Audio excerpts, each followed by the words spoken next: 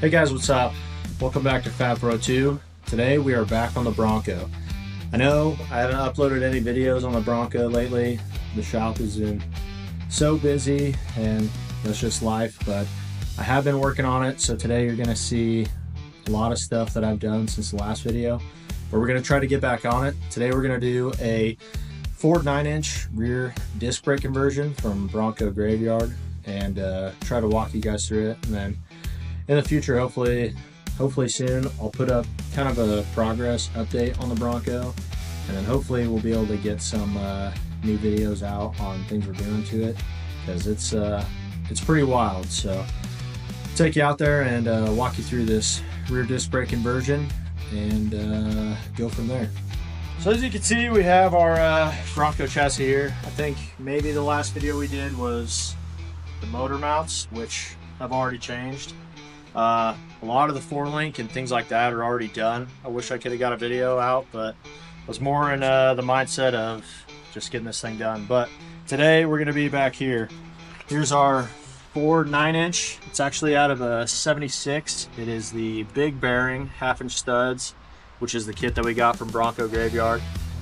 A lot of our trusses, our panhard bar links are all tacked in. I do want to put our drive shaft in before I set it permanently for our pinion angle, but here is where we're going to be working. I've already cut and kind of taken out a lot of this rear brake assembly that was here before. I ended up cutting a part of it just to retain the bearing, but our kit actually works as a bearing retainer, so that will come out.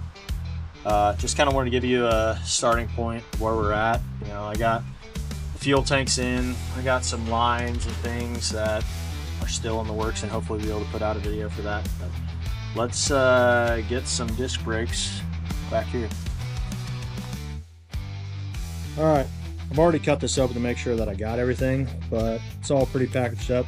This is where you're gonna get a whole bag of bolts and spacers.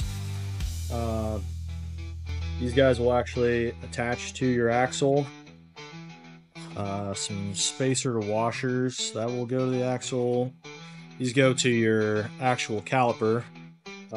Instructions, and we have 2 rotors in here. I also went and picked up a full set of brake pads and 2 calipers, and just to make sure that it was the right kit, one of these I wanted to fit up, which this one, just to make sure that they fit with the calipers.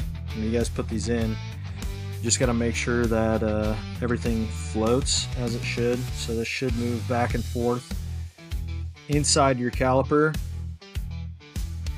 and not hit anything, which looks like these are lasered pretty well. So now that we've got all of our parts, we'll go over to our axle and get started. First thing we got to do is we actually have to pull these axles. So I'm not going to make you guys watch the entire thing. We'll put it to a time lapse, but pretty much I'm taking off this retainer plate, this cut bracket, and I'm going to pull these axles out, and we're going to get it down to just the housing on both sides, and then we'll go from there.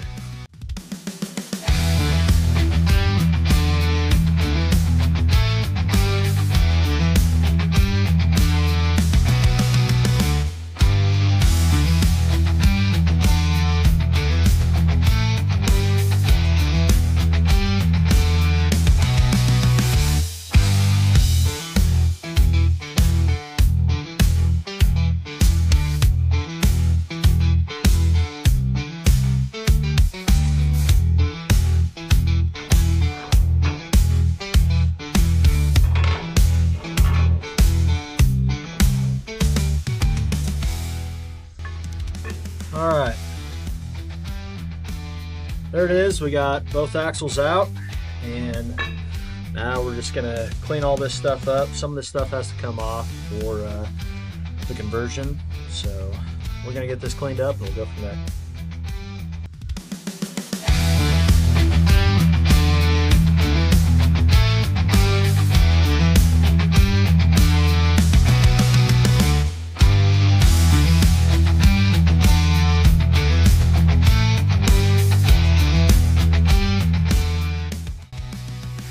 Alright, so we got her pretty cleaned up. We took off that bearing retainer because this kit actually acts as a bearing retainer.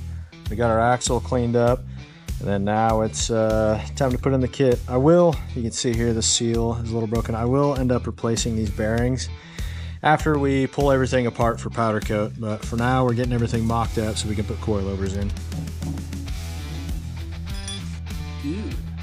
So we hit this with a Scotch-Brite. Now it's time to start putting our kit in. This kit comes with the supplied axle bolts with one side shaved off. So we're gonna put these in first.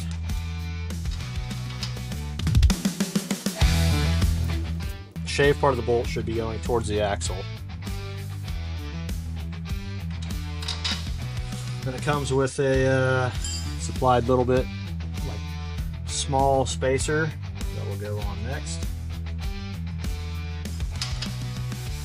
And then it's time to put our axles in.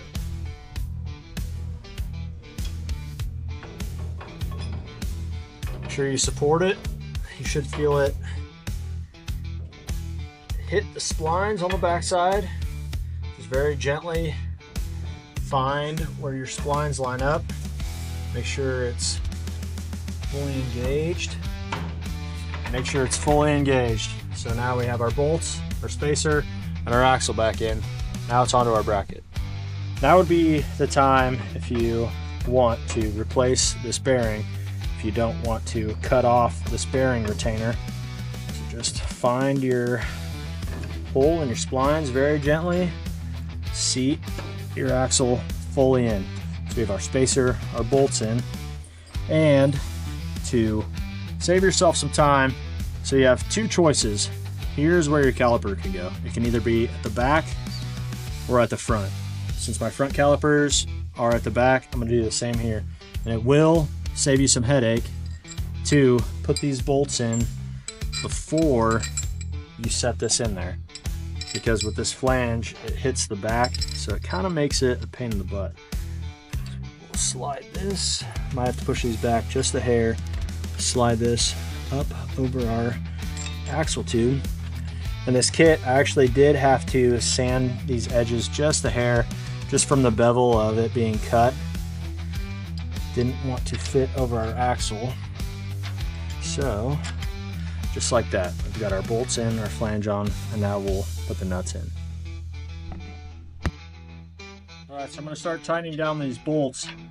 This whole assembly is going to get taken apart and powder coated. So right now, I'm just getting them tight enough to make sure everything fits and is mocked up, because eventually all this is going to come back out for powder coating. So I'm going to tighten these bolts down, and then we'll go on to our caliper bracket.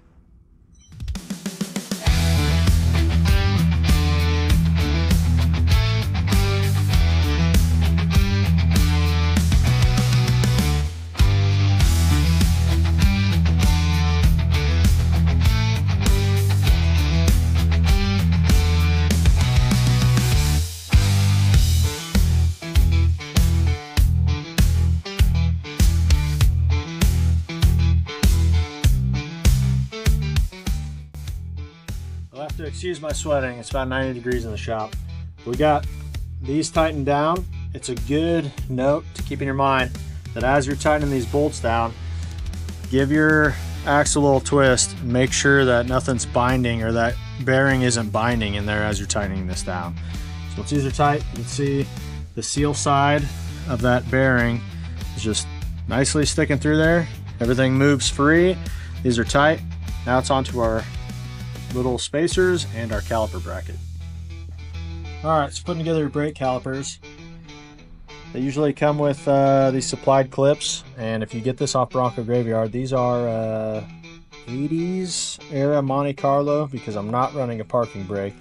So these guys will go in here, and this will actually clip into my piston there, this side. We'll just gently rest over here, and then this actually, so it says if you need some more adjustment, this can actually be flipped for this 1/4 inch adjustment. And your slider pins, so this caliper slides on this pin. There is a little seal here on the front, and then there is a spacer on the back. So when you put this in, this is going to sit in here, it's going to go through, and and then this is going to screw into this plate. You want to use a little bit of brake grease only on your sliding pins. You never want to grease your pads. So just give this a shot to fit it up. This guy will slide through here, right through that front ring, and then start threading it into our supplied plate. Same with the other side. Should not bind or have any fitment issues. Once you get through that seal, start your bolt. And I'm just going to run these in snug, and we're going to test fit. This might have to be flipped around, but there's going to be a certain amount of spacers in here to make sure that your caliper runs, not your caliper, sorry, your rotor runs directly in line with your pads. So you might have to be further back, further forward. That's going to be on you to make sure it's adjusted correctly. So I went through all the trouble of measuring this myself. I fit my caliper with the pads, with the bracket, set it on there. After I put my rotor on, just made sure everything was fully seated, and then just did a quick measurement. So for me, this is the stack that I have, but each is going to be maybe a little bit different. So now that I have my measurements done and my stack set up, I'm going to take this back off, set my correct spacing in there. And then when you put your caliper on, this one is not on correctly right now, but depending on whether you're on the back side or the front side or which side you're on, make sure that your bleeder is always sticking up. This one is wrong, I'm just fitting it. But so this one will be on the other side, flipped around. Bleeder always goes to the top. All right, so now we have our measurements done. I'm gonna set my stacks spacers on here. Sometimes you use the back of that rotor as a just kind of a stop. These down here. Now that I have my correct rotor orientation and this on, just nicely slide this over. Watch your spacers so you don't lose them. Might take a little bit of juggling here.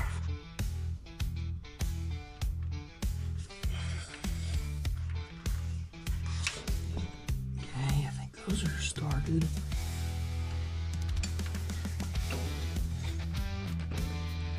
New pads and new rotor, they are tight. There we go. Okay, let's get it close. Get to the back side of our bolts here. Try to start feeding these through.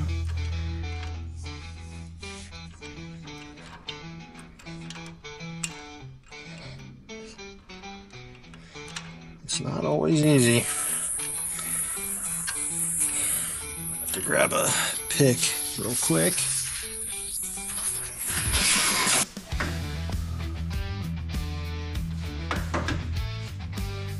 Up. Get them as lined up as you can.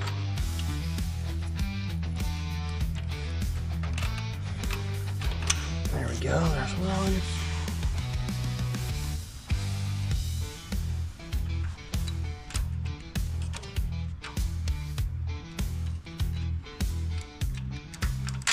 Two. Three. And 4. There we go. So we got our bolts pulled through. We got our correct spacing lined up. So now the only thing is to get our lock washers and our nuts. And then we'll tighten everything up and then we'll spin it. Make sure everything's still freewheeling. Make sure this is in line. If it's not, you might have to add or take away a little bit of spacers here just to make sure this thing is sliding freely in between these brake pads. Might be a little bit difficult. It's a new pad, new rotors, but we will get these tightened up and see where we're at. All right, so we got our bolts pretty much tightened up. Everything is freewheeling. That's what we want. If you're having troubles getting these bolts lined up back here, you can pull your caliper and your rotor off once you have your measurement done. But one thing is, there is play in this assembly, so if you do that, you tighten these up, make sure you put everything back together, make sure everything is lined up, in line and working, and then you can go ahead and tighten everything up. Right now, I'm gonna pull this caliper back off because I do have one bolt that is spinning on me, so I'm gonna get that tightened up and then it's on to the other side. If you've never done brakes before, inside the end of these pins is a little O-ring, and when you run those slider pins through there, when you're threading it in, make sure that you're not pushing out that O-ring. They tend to do that. You want that O-ring set, and this should be greased because that's what it slides on. Just a note.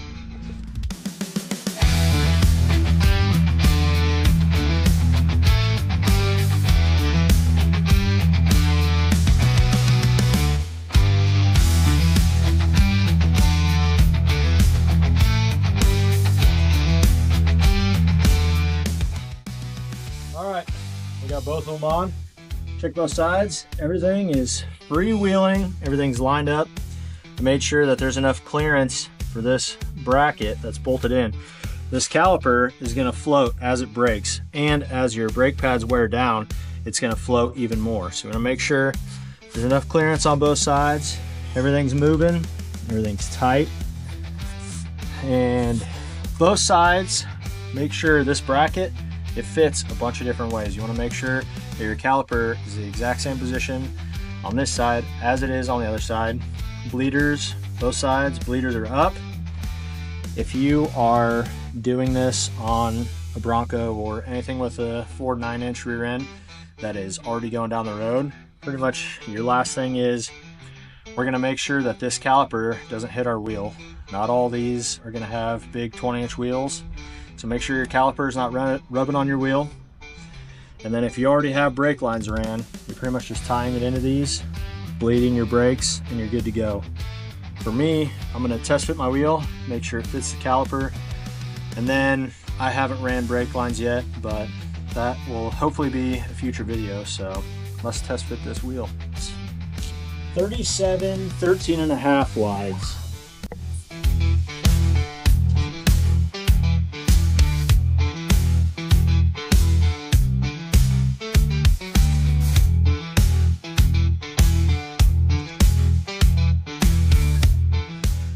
Just get them hand tight. They're coming back off.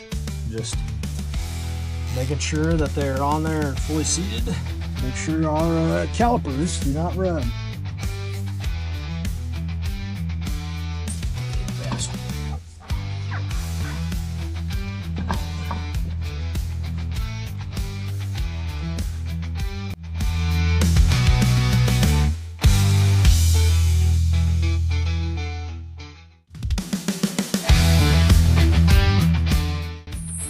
Obviously, this big wheel, plenty of clearance. Never have to worry about that.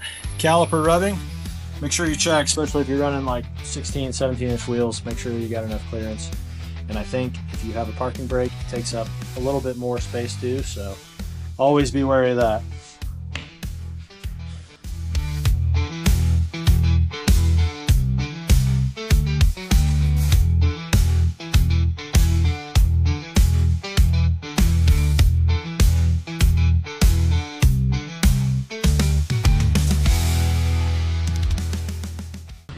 There you have it, guys. A little how-to on how to do the rear Ford 9-inch disc brake conversion. Hopefully we'll put out some more Bronco videos soon. Like I said, the shop is busy, so it'll be kind of when we can get to it. It's still a work in progress. I think some of you guys have seen it coming along for a couple of years now, but we're making strides now, so hopefully we can put out some more videos soon. But anyways, thanks for watching.